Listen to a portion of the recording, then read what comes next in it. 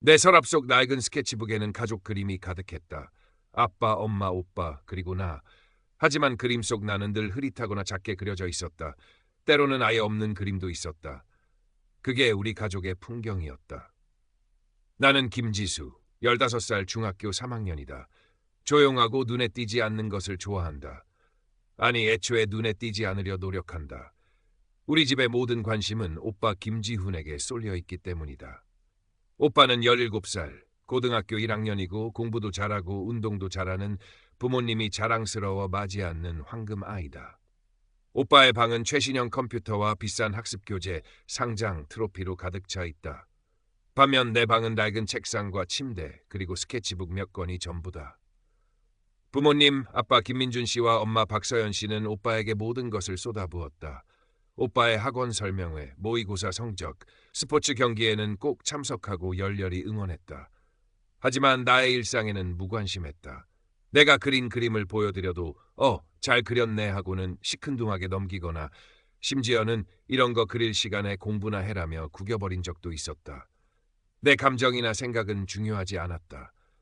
나는 그저 오빠에게 방해가 되지 않고 부모님의 기대치를 넘어서지 않는 선에서 조용히 지내야 하는 존재였다. 투명인간. 그게 내가 우리 집에서 가진 역할이었다. 가장 친한 친구 이서연은 그런 나에게 유일한 안식처였다. 서연이는 밝고 활발하며 내 이야기를 귀 기울여 들어주는 몇 안 되는 사람이었다. 서연이의 어머니 최은주 여사님은 동네에서 작은 그림 공방 겸 카페를 운영하셨는데 서연이 못지않게 따뜻하고 인자한 분이셨다. 나는 가끔 서연이네 공방에 가서 그림을 그리곤 했는데 그때마다 최 여사님은 내 그림을 보시고는 진심으로 칭찬해 주셨다. 지수 그림에는 뭔가 이야기가 담겨 있는 것 같아. 아주 특별해. 그 말 한마디가 나에게는 세상의 전부 같았다. 중학교 3학년 마지막 날 졸업식이 다가왔다. 친구들은 부모님과 함께 사진 찍을 생각에 들떠 있었지만 나는 불안했다. 부모님이 오실까? 오셔도 또 오빠 일 때문에 바쁘다며 서둘러 가시진 않을까?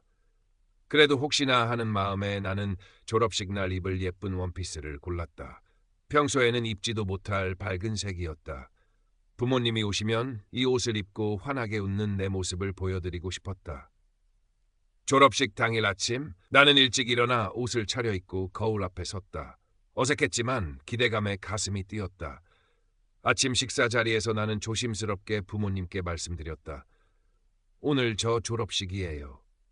아빠는 신문을 보시며 그래, 축하한다 라고 건성으로 답하셨고 엄마는 오빠의 아침 식사를 챙기며 오늘 지훈이 중요한 학원 레벨 테스트 있는 날이지? 그거 끝나고 갈 수 있으면 가볼게 라고 하셨다. 갈 수 있으면. 그 말에 내 기대는 산산조각났다. 오빠의 학원 레벨 테스트가 나의 중학교 졸업식보다 중요하구나. 나는 애써 미소 지으며 네 라고 답하고는 서둘러 집을 나섰다. 학교에 도착하니 친구들은 이 부모님 친척들과 함께 사진을 찍으며 웃고 있었다. 서연이는 나를 발견하고 달려와 안아주었다. 지수야 축하해. 부모님은? 나는 애써 괜찮은 척 웃으며 아직 안 오셨어. 오신대라고 둘러댔다. 졸업식이 시작되고 교장 선생님의 말씀이 이어졌다. 나는 졸업생 대표로 상을 받는 친구들을 보며 박수를 쳤다. 마음 한구석에서는 계속 문자가 오지 않을까, 부모님이 갑자기 나타나지 않을까 초조하게 휴대폰을 확인했다. 졸업식이 끝날 때까지 부모님은 오지 않았다. 서연이와 서연이 부모님과 함께 사진을 찍고 서연이 부모님께서는 나에게도 졸업 축하 꽃다발을 안겨주셨다. 최 여사님은 따뜻하게 나를 안아주시며 지수야 정말 수고 많았어. 장하다 라고 말씀해 주셨다. 그때 나는 참았던 눈물을 터뜨릴 뻔했다. 집으로 돌아오는 길 손에 들린 꽃다발이 무겁게 느껴졌다. 텅 빈 집. 오빠는 학원에 갔을 것이고 부모님은 오빠를 기다리고 계시겠지. 내 졸업식은 그들에게 아무 의미도 없었다. 방에 들어와 졸업식 옷을 벗고 침대에 누웠다. 눈물이 멈추지 않았다. 서러움, 배신감, 분노, 온갖 감정이 뒤섞여 나를 집어삼켰다. 나는 왜 이렇게 태어났을까? 왜 나는 사랑받지 못할까? 며칠 동안 나는 방에 틀어박혀 아무것도 하고 싶지 않았다. 학교도 가지 않고 밥도 제대로 먹지 않았다. 엄마는 몇 번 문을 두드리더니 반응이 없자 이내 포기했다. 아빠는 내 얼굴조차 보지 않았다. 오빠 지훈은 내가 학교에 안 가는 것을 보고 쟤 또 왜 저래? 관심 끌려고 쇼하는 거 아니야? 라며 비웃었다. 그 말에 나는 더 깊은 절망에 빠졌다. 그들에게 나는 관심조차 받지 못하는 존재였는데 관심 끌려고 쇼를 한다니. 그들은 나의 고통을 이해하려 하지 않았다. 아니, 이해할 능력조차 없는 것 같았다. 나는 스케치북을 펼쳤다. 붓을 들고 검은색 물감을 듬뿍 묻혔다. 하얀 도화지 위에 우리 가족을 그렸다. 거대한 검은 그림자 2개, 그 옆에 빛나는 금색 형체 오빠, 그리고 그 아래 검은 그림자에 가려져 보이지 않는 작은 회색 점나. 그림을 완성하고 보니 가슴이 찢어질 듯 아팠다. 이게 우리 가족의 진실이었다. 서연이가 매일 우리 집으로 전화하고 문자를 보냈지만 나는 답장할 힘도 없었다. 며칠 후 서연이가 직접 집으로 찾아왔다. 엄마는 서연이를 보고는 귀찮다는 듯 문을 열어주었다. 서연이는 내 방으로 들어와 침대에 누워있는 나를 보고 깜짝 놀랐다. 지수야, 괜찮아? 왜 이렇게 말랐어? 나는 아무 말도 하지 못하고 서연이를 바라보았다. 서연이는 내 옆에 앉아 내 손을 잡았다. 따뜻한 온기가 느껴졌다. 그제야 나는 참았던 울음을 터뜨렸다.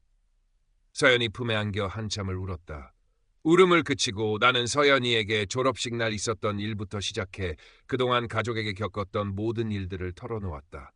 오빠의 편애, 부모님의 무관심, 무시, 그리고 내가 느꼈던 외로움과 상처. 서연이는 내 이야기를 들으며 함께 분노하고 눈물 흘렸다. 말도 안 돼. 어떻게 부모가 이럴 수가 있어? 지수야, 너 정말 힘들었겠다. 서연이의 진심 어린 위로에 나는 조금이나마 숨통이 트이는 것 같았다. 지수야, 이렇게 당하고만 있을 순 없어. 서연이가 말했다. 네 상처를 이렇게 무시하는 건 너무하잖아. 어떻게 해야 할지 모르겠어. 나는 힘없이 대답했다. 복수? 아니, 복수라기보다는 그들이 네게 얼마나 잘못했는지 알게 해줘야 해.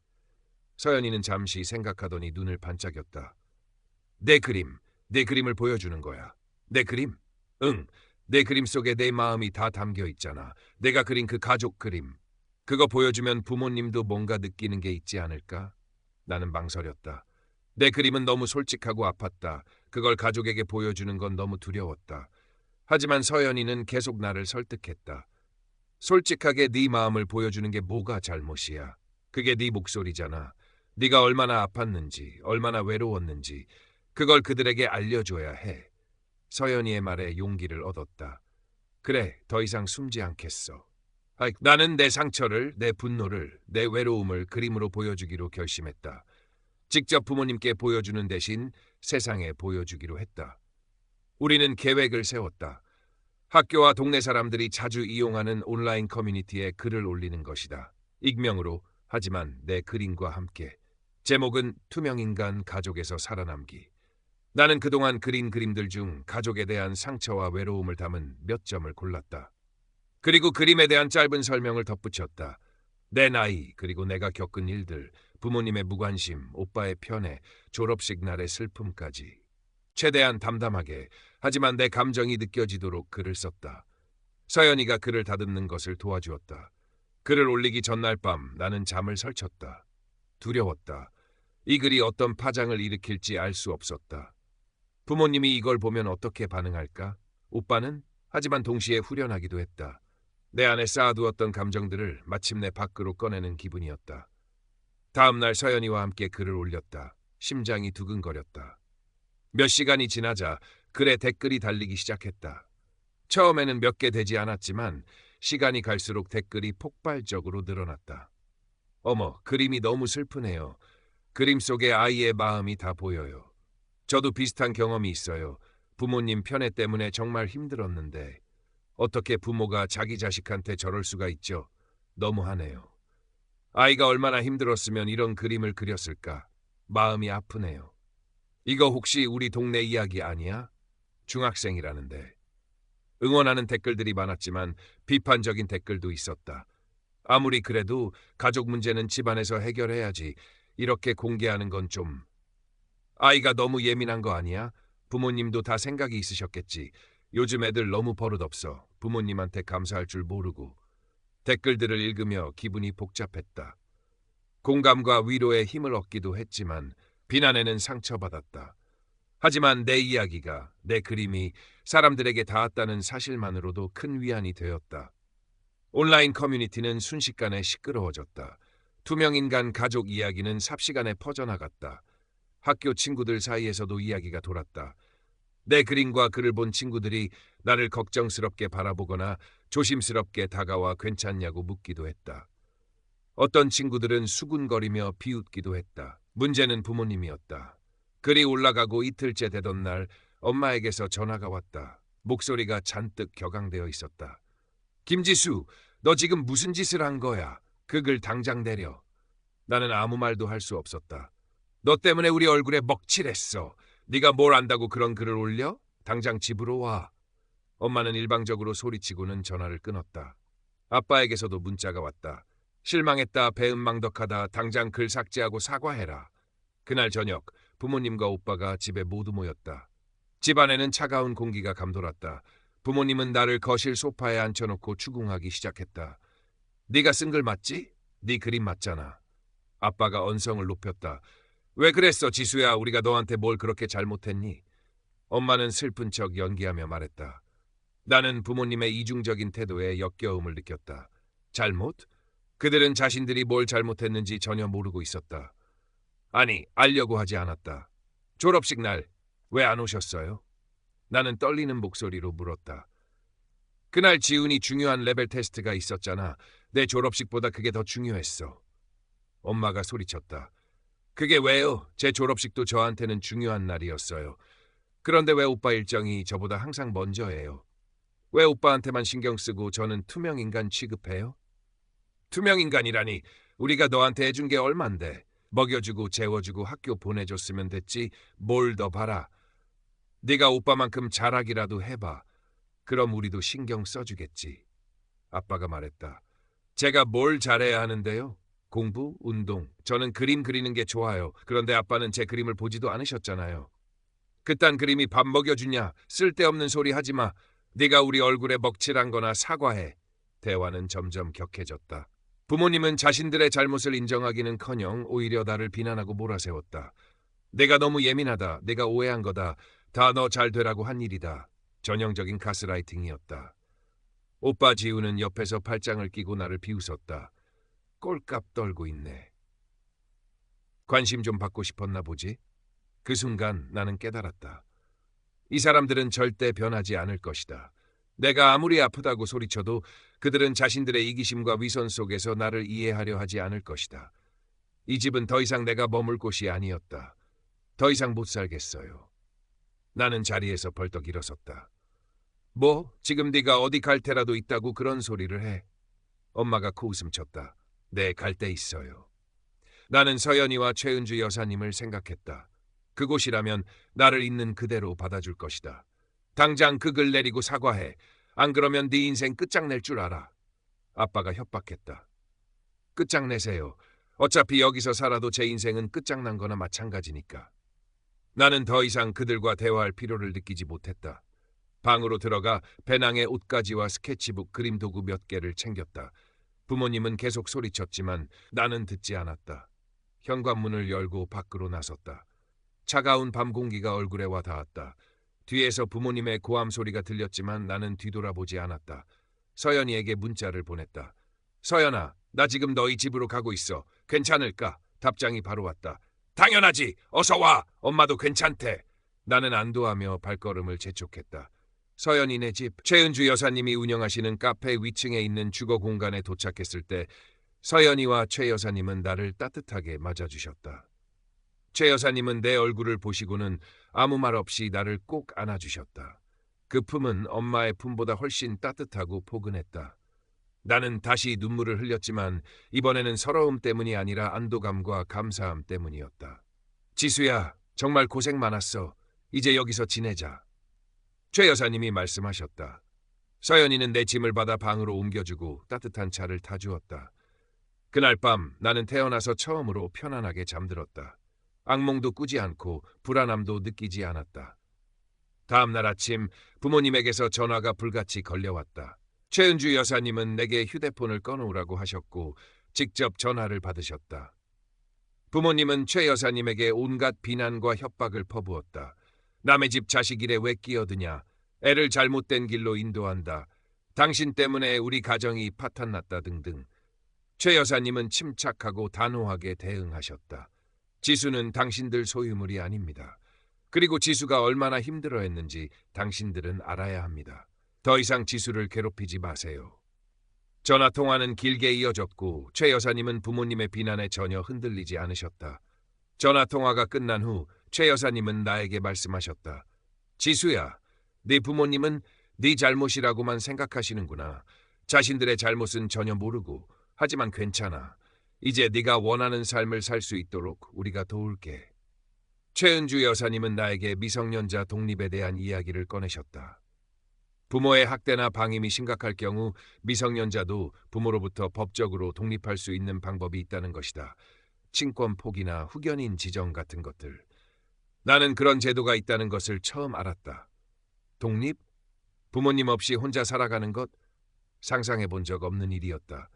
두려웠지만 동시에 가슴 한구석이 뜨거워졌다. 내가 내 삶을 스스로 결정할 수 있다는 가능성. 최 여사님은 아는 변호사님을 소개해 주셨다. 변호사님 사무실은 딱딱하고 차가운 분위기였지만 변호사님은 차분하고 친절하게 내 이야기를 들어주셨다. 나는 그동안 겪었던 일들을 다시 한번 이야기했다. 부모님의 편애, 방치, 정서적 학대, 그리고 졸업식 날의 충격, 온라인 글과 그 이후의 부모님 반응까지. 변호사님은 고개를 끄덕이며 진지하게 들으셨다. 지수 양의 경우 부모님의 지속적인 방임과 정서적 학대가 있었다고 볼 수 있습니다. 이는 미성년자 독립을 고려해 볼 만한 충분한 사유가 됩니다. 변호사님이 말씀하셨다. 독립 절차는 부모님의 동의가 있다면 비교적 간단하지만 동의가 없다면 법원의 판단을 받아야 합니다. 시간이 걸리고 복잡할 수 있습니다. 부모님이 동의할 리 없었다. 그들은 나를 소유물처럼 생각했고 자신들의 평판이 더 중요했으니까. 하지만 나는 독립을 결심했다. 더 이상 그들에게 휘둘리지 않고 내 삶을 살아가고 싶었다. 최 여사님은 나의 결정에 전폭적인 지지를 보내주셨다. 어떤 결정이든 지수 내가 행복해지는 길이라면 우리는 응원할 거야. 변호사님과 함께 독립 절차를 준비하기 시작했다. 가장 먼저 부모님에게 나의 독립 의사를 공식적으로 알리는 서류를 보냈다. 그리고 최은주 여사님을 임시 후견인으로 지정하는 절차도 함께 진행했다. 서류가 부모님에게 송달되면 어떤 반응을 보일지 예상하기 어려웠다. 며칠 후 예상대로 부모님에게서 다시 연락이 왔다.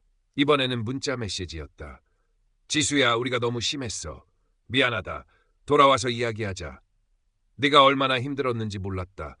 우리가 잘못 생각했어. 내 그림 봤다. 네 마음을 이제 알 것 같아. 진심일까? 아니면 그저 나를 다시 집으로 데려오기 위한 수단일까? 나는 혼란스러웠다. 변호사님과 최 여사님께 문자를 보여드렸고 두 분 모두 신중해야 한다고 조언하셨다. 갑자기 이렇게 태도를 바꾸는 건 의심스럽습니다. 지수 양이 집으로 돌아갔을 때 다시 예전처럼 행동할 가능성이 높습니다. 특히 부모님의 평판 문제와 관련이 있을 수 있습니다. 변호사님의 말씀에 나는 고개를 끄덕였다. 그래, 그들은 평판이 중요했으니까. 내가 집을 나가고 독립을 추진한다는 사실이 알려지면 자신들의 사회적 이미지에 큰 타격을 입을 것이라 생각했을 것이다. 나는 답장하지 않았다.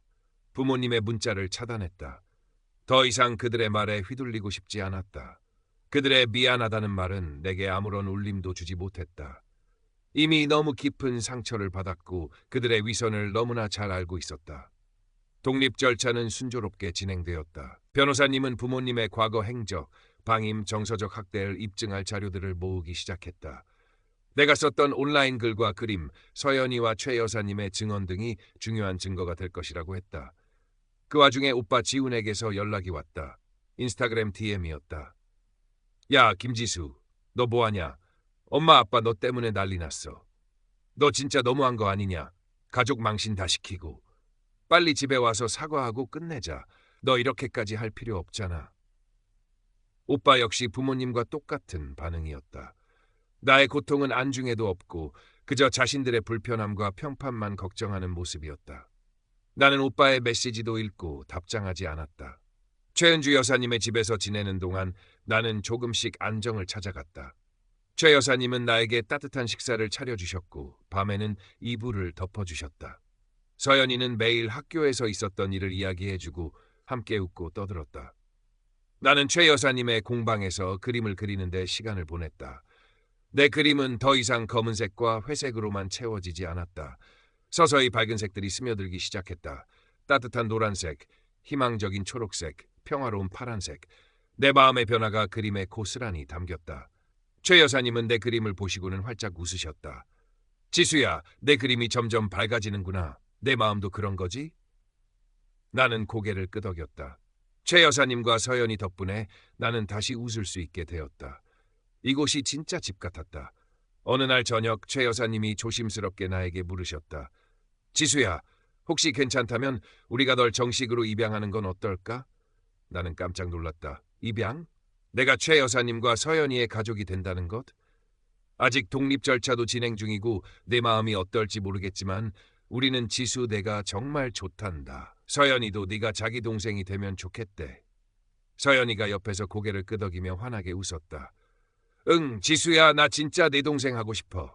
나는 눈물이 핑 돌았다. 태어나서 처음으로 누군가에게 가족이 되자고 제안받았다. 그것도 나를 진심으로 아끼고 사랑해주는 사람들에게. 나는 망설이지 않고 대답했다. 네, 저도 좋아요. 저도 여사님과 서연이 가족이 되고 싶어요. 최 여사님은 나를 꼭 안아주셨고 서연이는 기뻐서 소리를 질렀다.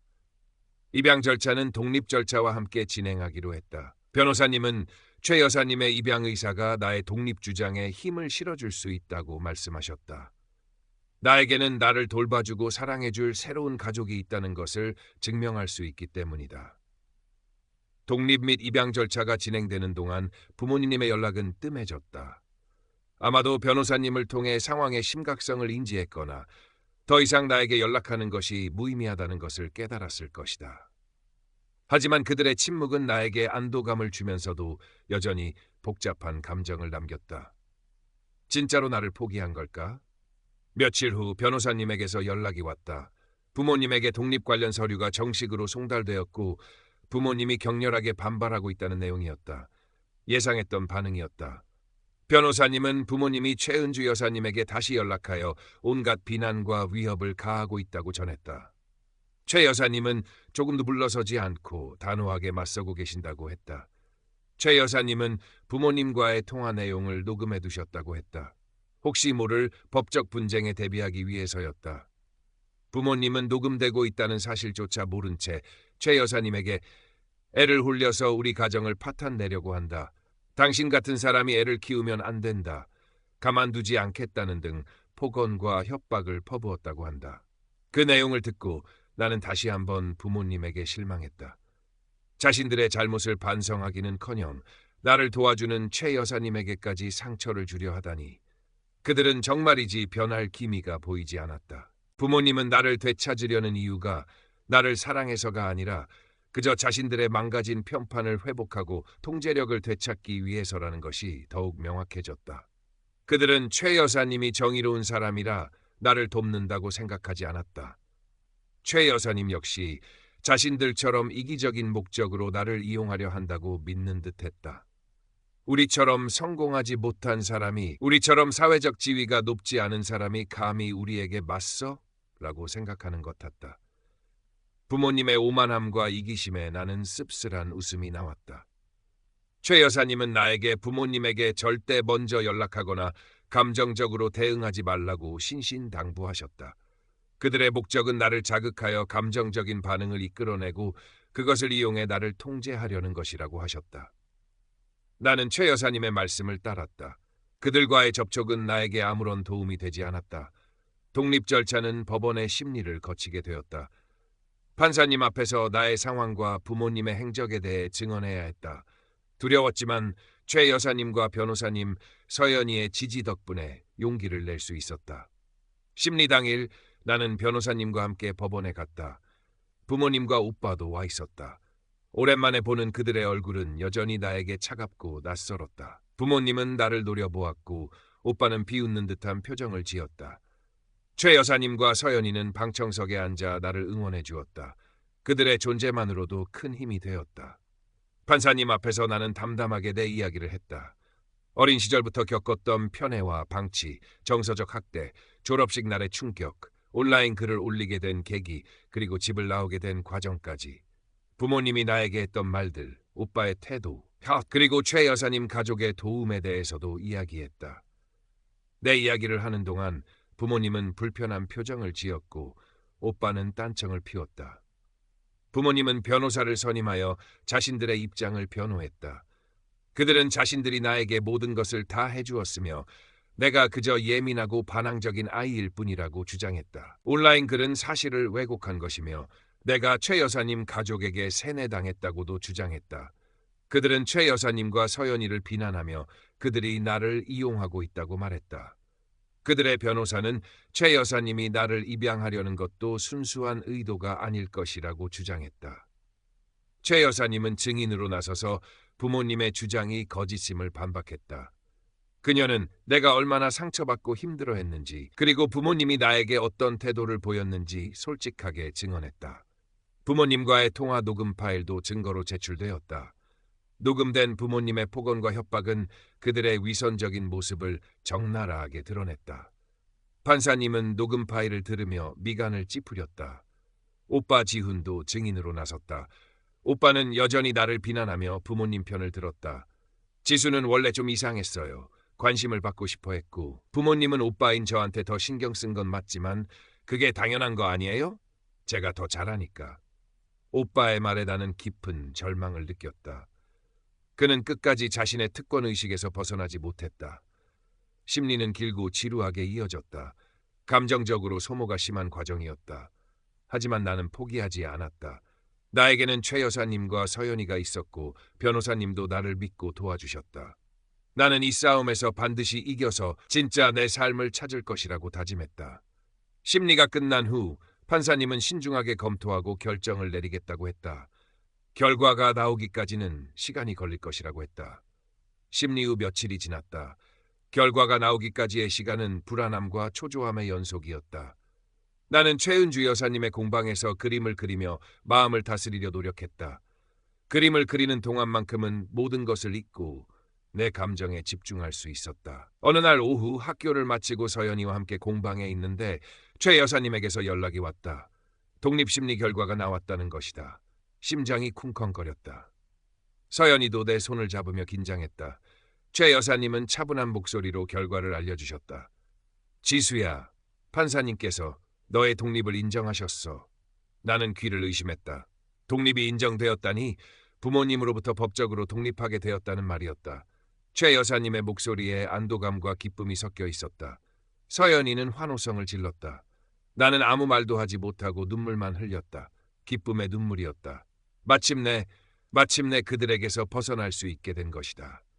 판사님은 부모님의 방임과 정서적 학대를 인정하고 지수의 독립 의사가 명확하며 최은주 여사님 가족이 지수에게 안정적인 환경을 제공할 수 있다는 점을 고려하여 독립을 허가했다고 변호사님이 설명해 주셨다. 부모님은 판결에 불복하여 항소할 수도 있었지만 변호사님은 부모님이 항소할 가능성은 낮다고 예상했다. 이미 사회적으로 평판에 큰 타격을 입었고 더 이상 법적 싸움을 이어가는 것이 자신들에게 불리하다는 것을 알았을 것이라고 했다. 그리고 며칠 후 부모님으로부터 마지막 서류가 날아왔다. 변호사님을 통해 전달받은 서류는 나의 독립에 대한 부모님의 동의와 함께 나에 대한 친권을 포기하겠다는 내용이었다. 그들은 항소 대신 친권 포기를 선택한 것이다. 아마도 이것이 자신들의 사회적 체면을 그나마 지키는 방법이라고 생각했을 것이다. 우리가 아이를 버린 것이 아니라 아이가 독립을 원했고 우리가 대승적으로 양보한 것이라고 포장하려 했을 것이다. 친권 포기 서류에 찍힌 부모님의 도장을 보는 순간 나는 복잡한 감정에 휩싸였다. 해방감, 안도감, 그리고 동시에 느껴지는 씁쓸함과 허무함. 그들은 끝까지 나를 자녀가 아닌 짐이나 골칫덩이로 여겼던 것이다. 하지만 슬프지는 않았다. 오히려 후련했다. 이제 그들은 더 이상 나에게 아무런 영향력도 행사할 수 없었다. 나는 완전히 자유로워졌다. 친권 포기 절차가 마무리되면서 최은주 여사님의 나에 대한 입양 절차가 본격적으로 시작되었다. 서류 작업과 법적 절차는 시간이 걸렸지만 나는 조급하지 않았다. 이미 나는 마음속으로 최 여사님과 서연이를 나의 진짜 가족으로 받아들였으니까. 최 여사님은 나에게 자신의 공방 이름을 따서 은주미술학원에 다니게 해주셨다. 나는 좋아하는 그림을 마음껏 그릴 수 있게 되었다. 학교에서도 나는 더 이상 조용하고 움츠러든 아이가 아니었다. 서연이와 함께 다니며 웃고 이야기하고 수업 시간에도 적극적으로 참여했다. 과거의 상처가 완전히 사라진 것은 아니지만 새로운 가족의 사랑과 지지 속에서 나는 빠르게 회복하고 성장했다. 가끔 부모님이나 오빠 지훈의 소식을 간접적으로 듣기도 했다. 부모님은 여전히 사회적 평판 회복에 애쓰고 있지만 예전 같지 않다는 이야기가 들렸다. 오빠 지훈은 부모님의 과도한 기대와 압박 속에서 힘들어한다는 이야기도 있었다. 그들의 불행에 통쾌함을 느끼지는 않았다. 그저 그들 역시 자신들의 방식으로 고통받고 있구나 생각할 뿐이었다. 그들은 자신들의 이기심 때문에 가장 소중한 것을 잃었다는 것을 깨닫게 될까? 아마 영영 모를지도 모른다. 나는 더 이상 과거에 얽매이지 않았다. 최은주 여사님과 이서연, 나의 새로운 가족과 함께 현재를 살고 미래를 꿈꿨다. 최 여사님은 나에게 엄마라고 불러도 된다고 하셨지만 아직은 어색해서 여사님이라고 불렀다. 하지만 마음속으로는 이미 그분을 엄마처럼 따르고 있었다. 서연이는 진짜 자매처럼 나를 챙겨주고 응원해 주었다. 어느 날 나는 스케치북을 펼쳐 새로운 가족 그림을 그렸다. 따뜻한 햇살 아래 활짝 웃고 있는 최은주 여사님과 서연이, 그리고 그 옆에서 밝게 웃고 있는 나. 그림에는 온통 따뜻하고 밝은 색들만이 가득했다. 더 이상 흐릿하거나 작은 나는 없었다. 나는 그 그림을 최 여사님과 서연이에게 선물했다. 그들은 그림을 보며 눈물을 글썽였다. 지수야, 이게 우리 가족이야? 최 여사님이 떨리는 목소리로 물으셨다. 나는 고개를 끄덕이며 활짝 웃었다. 네, 이게 저의 진짜 가족이에요. 진정한 가족은 혈연이 아닌 사랑과 지지로 만들어진다는 것을 나는 15살의 이른 나이에 배웠다. 그리고 그 가르침은 나의 남은 삶을 살아갈 가장 소중한 힘이 될 것이다. 나는 이제 더 이상 투명 인간이 아니다. 사랑받고 지지받고 꿈을 꿀 수 있는 한 사람의 온전한 존재가 되었다. 입양 절차는 예상보다 시간이 걸렸지만 차근차근 진행되었다. 법원에서 최은주 여사님이 나를 입양하는 것에 대한 심리가 열렸다. 부모님은 참석하지 않았다. 이미 친권을 포기했으니 더 이상 나에게 관심이 없거나 아니면 여전히 사회적 시선 때문에 모습을 드러내고 싶지 않았을 것이다. 판사님은 최 여사님이 나를 정성껏 돌보고 있으며 나 역시 최 여사님 가족과 함께 지내며 정서적으로 매우 안정되어 있다는 점을 확인했다. 나의 독립의사가 확고했고 새로운 가족과 함께 행복하게 지내고 있다는 점이 중요하게 작용했다. 마침내 법원에서 입양 허가 결정이 내려졌다. 나는 공식적으로 최은주 여사님의 딸이 되었다. 서연이는 나의 법적인 자매가 되었다. 서류에 내 이름 옆에 최 여사님의 성이 적히는 것을 보았을 때 가슴이 벅차올랐다. 이제 나는 김지수가 아닌 최지수가 되었다. 새로운 이름은 아니었지만 새로운 시작을 의미했다. 입양 기념으로 최 여사님은 작은 파티를 열어주셨다. 서연이와 서연이의 친척 몇 분, 그리고 나의 가장 친한 친구들이 초대되었다. 맛있는 음식과 케이크, 그리고 따뜻한 축하 속에서 나는 진정한 행복을 느꼈다. 과거의 어둠에서 벗어나 밝은 빛 속으로 걸어 나온 기분이었다. 새로운 이름으로 학교에 다니기 시작했다.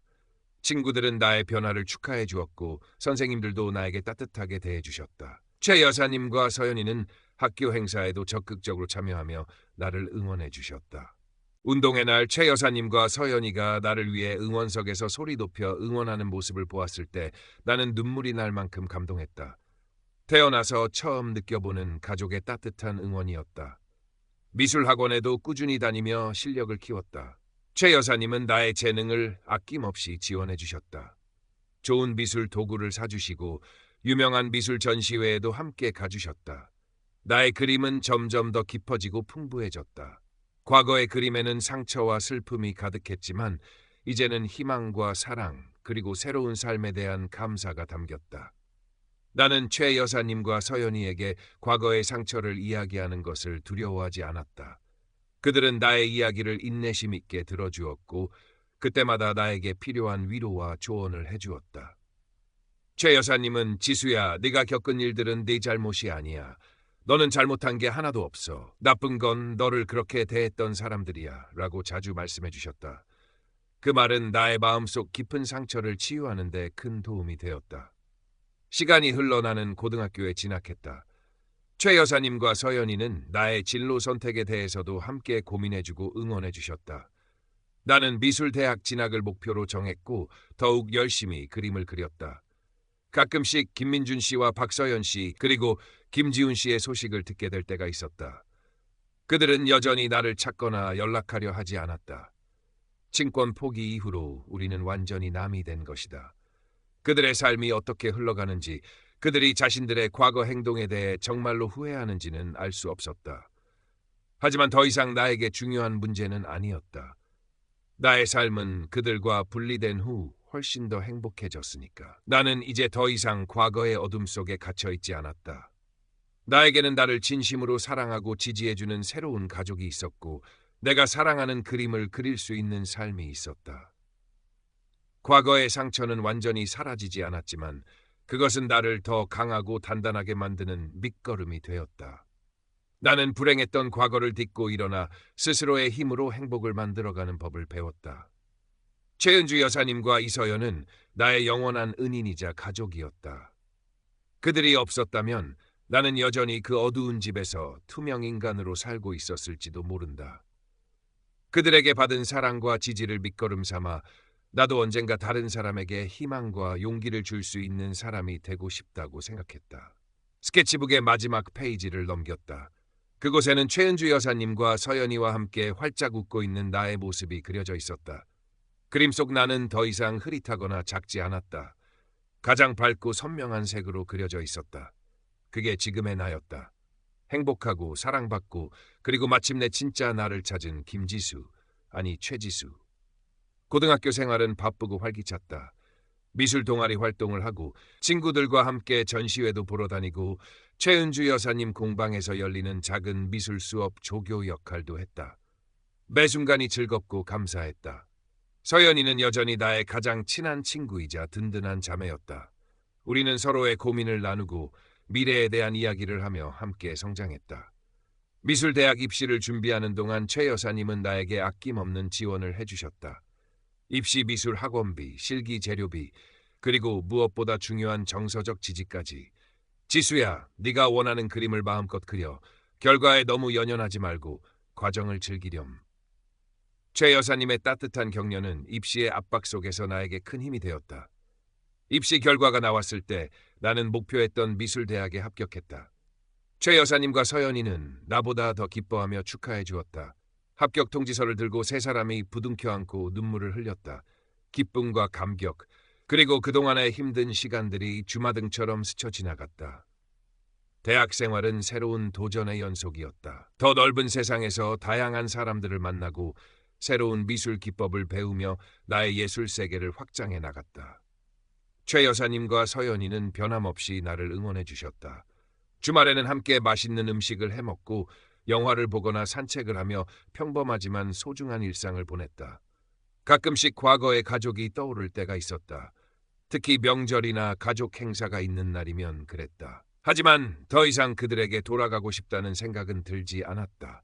그저 그들이 나 없이 어떻게 지내고 있을까 궁금해할 뿐이었다.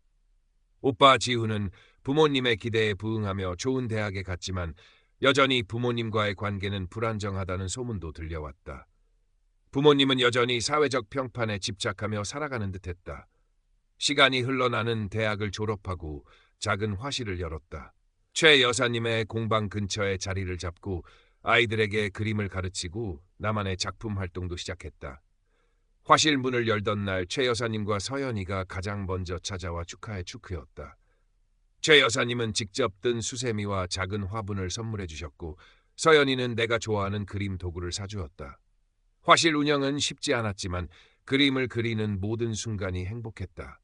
나의 그림은 이제 과거의 상처를 넘어 새로운 삶에 대한 감사와 희망, 그리고 사람들과의 따뜻한 관계를 이야기했다. 나의 그림을 보고 위로를 받거나 용기를 얻었다는 사람들의 이야기를 들을 때마다 가슴 벅찬 감동을 느꼈다. 내가 받은 사랑을 다른 사람들에게 나누어 줄 수 있게 된 것이다. 어느 날 화실 문을 열고 있는데 낯선 중년 여성 두 명이 서 있었다. 한 명은 엄마 박서연 씨, 다른 한 명은 아빠 김민준 씨였다. 예상치 못한 만남에 나는 얼어붙었다. 그들은 나를 가만히 바라보았다. 오랜만에 보는 그들의 얼굴에는 세월의 흔적과 함께 묘한 어색함이 감돌았다. 지수야. 엄마가 조심스럽게 입을 열었다. 나는 아무 대답도 하지 않았다. 그들을 어떤 표정으로 봐야 할지 알 수 없었다. 우리가 내 화실이 여기 있다는 걸 들었어. 아빠가 말했다. 잘 지내는 것 같아서 다행이다. 다행이라니 그들이 나를 버렸는데 내가 잘 지내는 것이 그들에게 왜 다행일까? 여전히 그들의 말 속에는 진심이 느껴지지 않았다. 그저 사회적 체면이나 형식적인 안부 인사 같았다. 무슨 일로 오셨어요? 나는 차갑게 물었다. 엄마는 잠시 망설이더니 말했다. 그냥 내 얼굴 한번 보러 왔어. 네가 그린 그림도 보고 싶었고.